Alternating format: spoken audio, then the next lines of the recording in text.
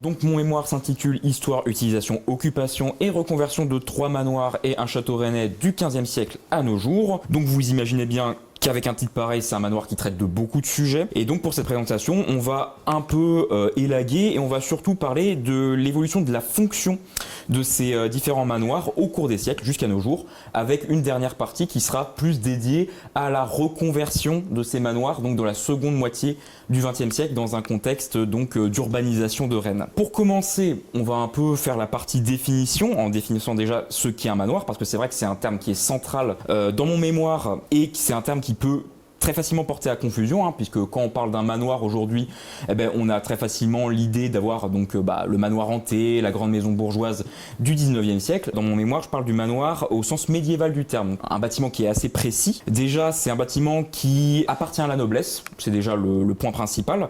C'est un bâtiment qui n'est pas défendu militairement, ou alors très peu, donc on ne va pas retrouver de murailles, de donjons, et ça le différencie des châteaux forts qui sont normalement au Moyen-Âge donc les lieux d'habitation de la noblesse. Et ce sont surtout donc des grandes maisons luxueuses pour l'époque, ce qui les différencie des simples habitations de la bourgeoisie. Et enfin, c'est aussi des habitations qui se trouvent au centre de grands domaines agricoles, voilà, qui sont donc accompagnés, et ça aura son importance pour la suite, cet aspect agricole donc dans les manoirs. Alors déjà pour ce qui est du contexte de construction de ces manoirs, en tout cas pour ceux que j'ai étudiés, ils ont tous été construits entre le 15e et le début du 16e siècle. Cette période-là, on appelle ça l'âge d'or des manoirs bretons.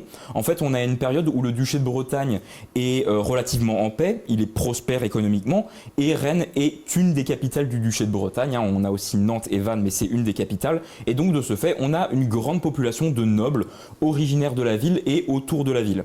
Et ces nobles, ils vont faire construire leur résidence dans les campagnes autour de Rennes. Alors je vous ai mis une petite carte pour bien vous situer.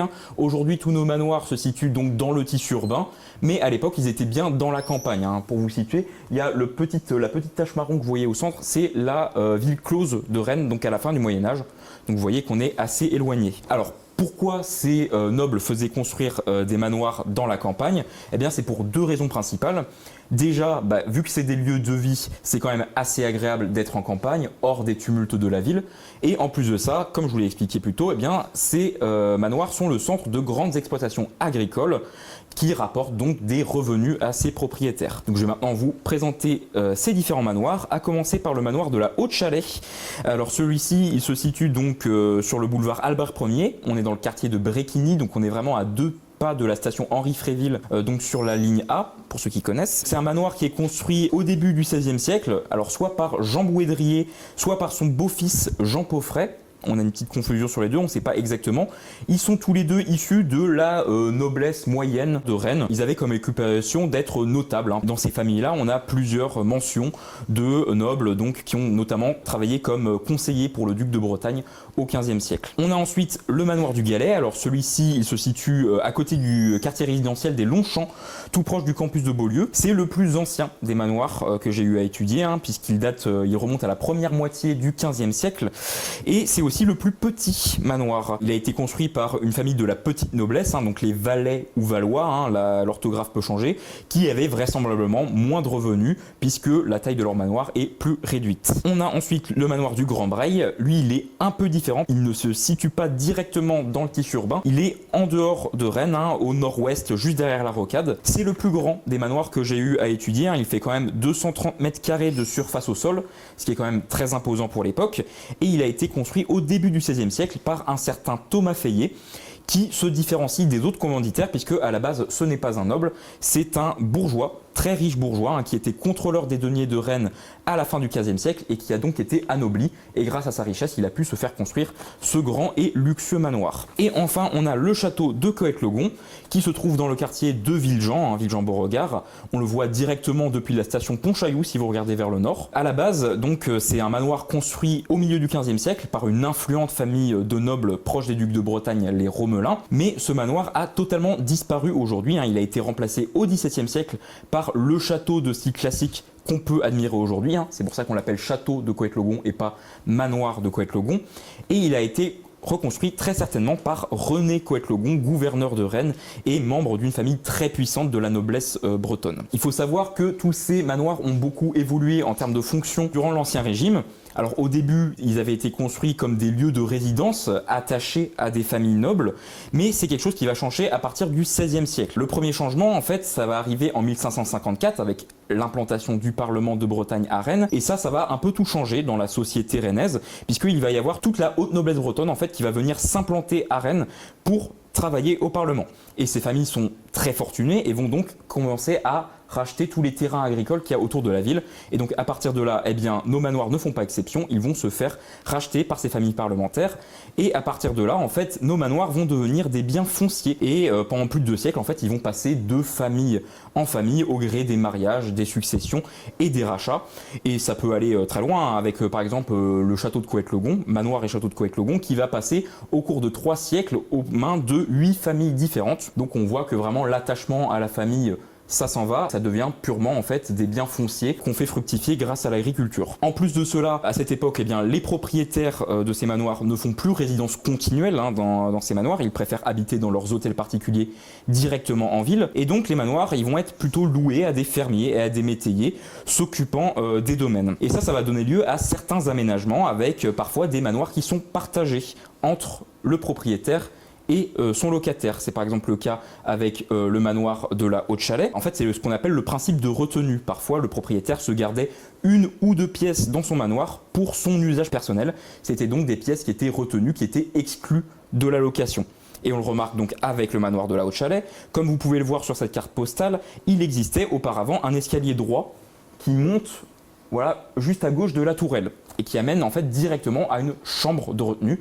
Grâce à cet escalier, les nobles pouvaient aller directement dans leur retenue sans se mélanger avec les locataires. Donc il y avait aussi cet aspect-là, on ne mélange pas les nobles et du coup les fermiers. Maintenant on va faire une petite transition, on va faire un petit saut dans le temps donc au 19e et au 20e siècle, puisque finalement 3 de nos manoirs vont garder leur rôle de ferme pendant le 19e et la première moitié du 20e siècle.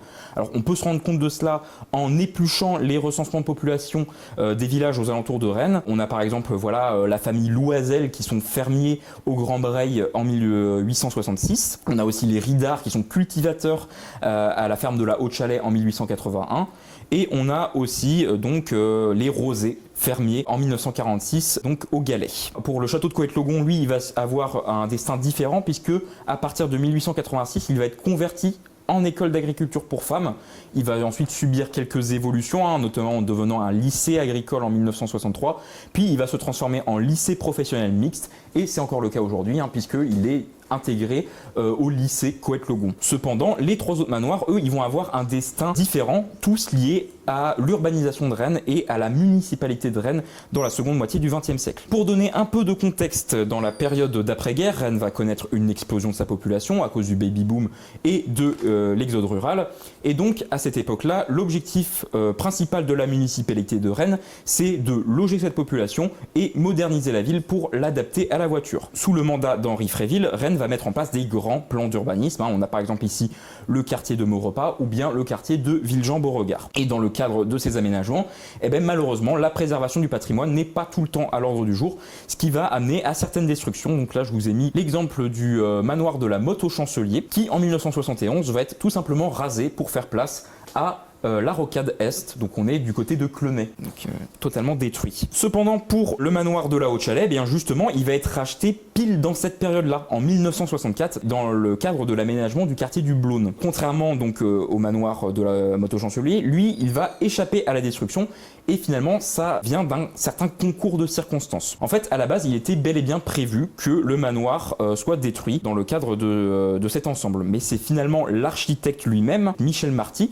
qui va en 1967 faire la demande de conserver la Haute-Chalais. Et en fait, ça tombait bien puisque finalement, Michel Marty était adepte d'un certain concept de cité. Il appelait ça les cités-jardins, dans lesquelles les tours d'immeubles étaient toutes espacées par des grands espaces verts. Et donc, ces grands espaces verts laissaient la possibilité de conserver les anciennes constructions finalement. En plus de cela, on voit aussi dans les documents que Michel Marty était attaché à ce que la Haute-Chalais soit restaurée et garde son authenticité. Donc il y avait les meilleures attentions patrimoniales derrière ce projet. Cependant, c'est un sauvetage qui s'est fait sans préparation au préalable. Et ça a posé problème puisque c'est bien, on a conservé le manoir, mais on ne sait tout le temps pas quoi en faire. Voilà, donc un peu un problème. Forcément, vu qu'on ne sait pas quoi en faire, il n'est pas rénové, et sachant qu'en plus de ça, dès son achat, il n'était déjà pas en bon état, il va continuer de se dégrader, et ça va commencer à inquiéter certains riverains. Donc là, par exemple, dans les archives, j'ai trouvé une lettre assez émouvante, justement, d'un riverain, un certain Jacques Vildet, qui va écrire à Henri Fréville, le maire, en octobre 1969.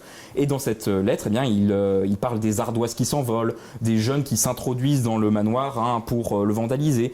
Et surtout, il dit que c'est un des rares vestiges harmonieux du passé au sud de Rennes et donc qui a un intérêt à le conserver. Alors finalement, la solution, elle va arriver un peu plus tard. Ça va être donc la société de construction du quartier donc du Blône qui va se porter acquéreur pour rénover le manoir en 1974. Alors cette rénovation va pas se faire sans heurts. Par exemple, le fameux escalier droit dont je vous avais parlé tout à l'heure, il va être détruit dans le cadre de cette reconstruction. Et le but, en fait, avec donc la société de construction qui prend possession du manoir, c'était d'en faire un centre de liaison et d'information sur le chantier le temps du chantier pour ensuite le donner à la ville de Rennes. Il va finalement falloir attendre 1989 pour que la ville de Rennes lui trouve enfin une utilité, donc il va servir de maison d'association et aujourd'hui il s'agit d'une MJC, donc la MJC Suède dans le sud de la ville. Cependant, pour les deux autres manoirs, donc le Galais et le Grand Breil, leur reconversion s'est faite de manière quand même un peu plus réfléchie. Déjà pour le manoir du Galais, il a été racheté dans le cadre de l'aménagement du quartier des Longchamps, qui a commencé à partir de 1980, mais en amont, dès 1978, il y a un comité d'élus de Rennes qui va venir visiter la ferme du Galais, qui vont décider de conserver les lieux. Parmi les élus présents à cette visite, on retrouve un certain Martial Gabillard, et sa présence a son importance puisqu'il s'agit du premier adjoint du maire socialiste Edmond Hervé à l'époque et c'est l'homme qui est vraiment à l'origine de la politique culturelle de la ville dans ces années-là. Ce Martial Gabillard, donc, il était très attaché à la préservation du patrimoine rural, notamment donc les anciennes fermes qui sont mangées par la ville. On voit bien qu'à cette époque-là, il y a une prise de conscience du patrimoine au niveau municipal et aussi Martial Gabillard a compris que ça ne sert à rien de sauver des fermes si on ne leur trouve pas une fonction et donc il va intégrer la ferme du Galais à la politique culturelle de la ville dans ces années-là. Donc on le voit avec ce plan de 1982 dans lequel il est prévu que la ferme accueille donc des résidences d'artisans d'art, aussi un théâtre de quartier avec le théâtre de l'Alibi et au final le Galais va garder jusqu'à nos jours ce rôle en fait de lieu culturel. Alors finalement l'Alibi va être affecté au théâtre du Vieux-Saint-Étienne, donc pas très loin de la place Sainte-Anne. Cependant, on retrouve encore aujourd'hui donc une résidence d'artistes dans une des granges à côté donc du manoir du Galais. Et le manoir lui-même, il accueille des associations en rapport avec le patrimoine culturel de Haute-Bretagne, donc l'association Labouèze et Bertaigne Galaise. Pour terminer, donc on va parler de la reconversion du manoir du Grand Breil. Lui, on a eu un peu plus de temps à la réflexion pour savoir qu'est-ce qu'on faisait de ce manoir, puisqu'il n'était pas directement menacé par un projet de construction, vu qu'il est en dehors de la rocade. Alors très tôt après son rachat par la ville, donc on est en 1992 ou 1993, c'est une de ces deux années-là. Très tôt après son rachat, il y a déjà des associations qui vont s'en inquiéter. Donc là, on a par exemple un article de Ouest France qui parle d'une visite du site par l'association Eau et Rivière de Bretagne en 1993. Et en fait, il va y avoir donc très tôt une réflexion qui va être engagée sur les lieux, parce que en fait, ce qui était très intéressant avec le manoir du Grand Breil, c'est qu'il restait assez proche de la ville, mais quand même dans un contexte rural. Donc c'était un peu important de le conserver. Donc c'est pour ça que l'association Eau et Rivière était donc attentif à ça. Et dès 1993, il va donc être engagé dans une reconversion des lieux avec une réflexion. Et finalement, il va être intégré à une politique d'insertion. À partir de cette époque et jusqu'à aujourd'hui, il accueille deux associations, donc des associations d'insertion au travail, à savoir l'association Tribord et les Jardins du Breil. Donc voilà pour la reconversion de tous ces manoirs.